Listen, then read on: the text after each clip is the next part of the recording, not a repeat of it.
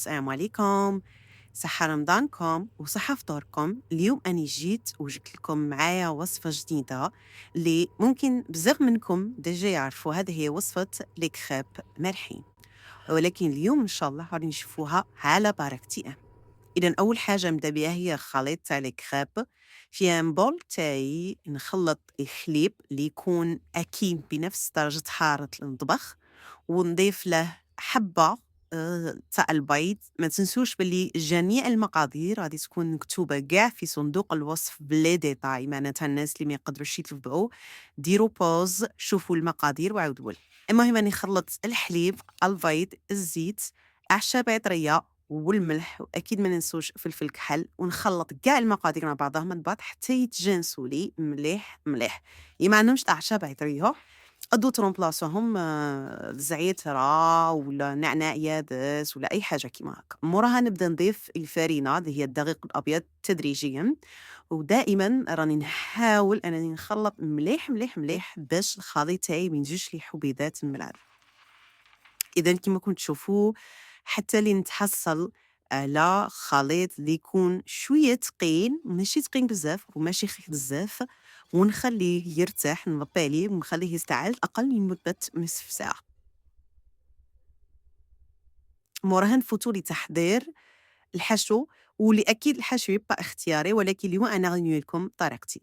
في مقلة راني حطيت شوية تاع الزيت، دزت بصل مقطع قطع صغيرة كيما كنت تشوفوا، ونخليه يدبل على نار هادئة تماما. موراها نضيف عليه الجزر، لي كاروت، زوج حبات يكونوا مرابيين بيان باش يعطونا ان غو شباب، ويزيد يعطونا حجم كبير للناس اللي يحبوا يديروا حشوات اقتصادية. نزيد رشة تاع معدنوس، لحم مفروم ولا صدر دجاج مفروم، ولا يعني الحشو عن جد اختياري كيما نتوما تحبوا.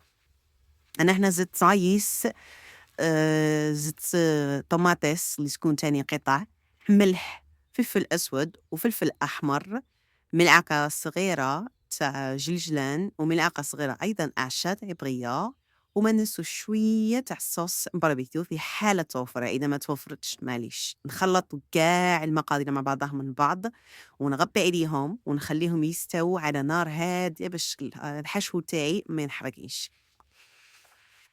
من بعد نصف ساعة نجيب المقلة تاعي تكون مخصصة للكريب، ندهنها بشوية تاع الزيت ونحط الكريب تاوعي عليها، ونقعد نطيب الحبة بالحبة. يعني أنا جبونس كي كاع كاع فينا رانا كاع طيبنا خطرا على الكريب، دونك ماهيش حاجة جديدة. نقلبهم على الجهتين حتى يستووا يولونا كيما كاع، يعني ما نحرقهمش بزاف، ما نحمرهمش بزاف، وما نخليهمش خضرين بزاف. من مورا ما كملت كاع المقادير تاوعي، كاع المكونات تاوعي، نفوت لآخر حاجة واللي هي السر، اللي هو لاصوص فخوماج اللي نخدمها بالخف. دونك واش ندير؟ في ان بول صغير نجيب نحط مغرف كبيرة تاع الجبن، ونحط تاني تقريبا قد كاس اتاي ولا فنجان تاع قهوة كحلة، لا كريم ليكيد، كريم ماشي كريم فريش، كريم ليكيد اللي يستدعى اللي صابين نقوش بزاف. واش ندير انا بهذاك المخلط تاعي؟ نزيد له شويه فلفل كحل وشويه فلفل احمر، ونحطهم تحت، صافي دير ندير اون كوش بيهم هاد باش نحط الكريب تاعي من فوقها. دونك كيما راكم تشوفوا درت اون كوش هكا اللي صابي ان غوش بزاف، من بعدك هذاك الفرماج يذوب يتو. وتقدروا ديروا فيهم اي نوع تاع فرماج، يعني ماشي شرط. انا هنا استعملت فقط فرماج باري، نتوما تقدروا تستعملوا. من موراها نجيب لي كريب تاوعي. لي كريب تاوعي عندهم جهتين، ما تنسوهاش، الجهه اللي تكون طريه والجهه اللي تكون مقرمشه. انا نبغي الجهه المقرمشه نخليها على برا بالزيت تعطيني قرمشه اكثر واكثر، وانتم احرار. اذا نعمر الحشو تاعي، الحشو تاعي يجي بني والريحه تاعه تجي تهدل، ومجددا يبقى حشو اختياري، معناتها كاع واش عندكم واش تحبوا تقدروا ديروا. إذا نحاول نستف فقط في الحواف الحشو تاعي، ونبدا نرولي الحبة تاعي بشوي بشوي بشوي، ونحاول اني نحكمها غاية باش ما تتبلعش. ما نديرها حتى حاجة، ما نديرها حتى حية واحدة أخرى باش تسبل لي، ولا بالعكس نخليها كيما راها تماما، ونروح نحطها في السني تاعي اللي يكون مخصص أنه يدخل بالفرن. نفس الطريقة نكمل باقي الحبات كامل. أنا تقريبا هذه الكمية، هذه 8 حبات، تقريبًا دانت لي 8 حبّات، معناتها العائلة اللي متكوّنة من 5 أفراد والّا 4 أفراد، هذه هي الكمية اللي تحتاجوها نيشان.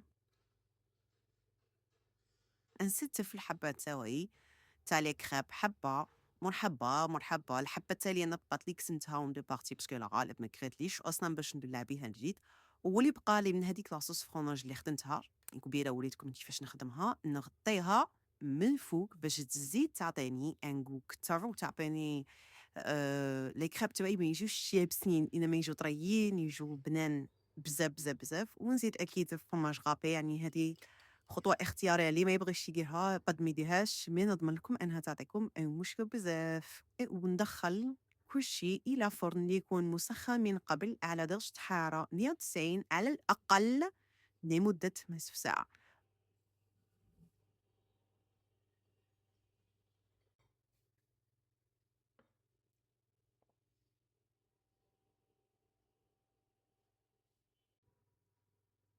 وهاي لا ادغجوا با جينا يعني نخليكم تتأملوا فيها شوية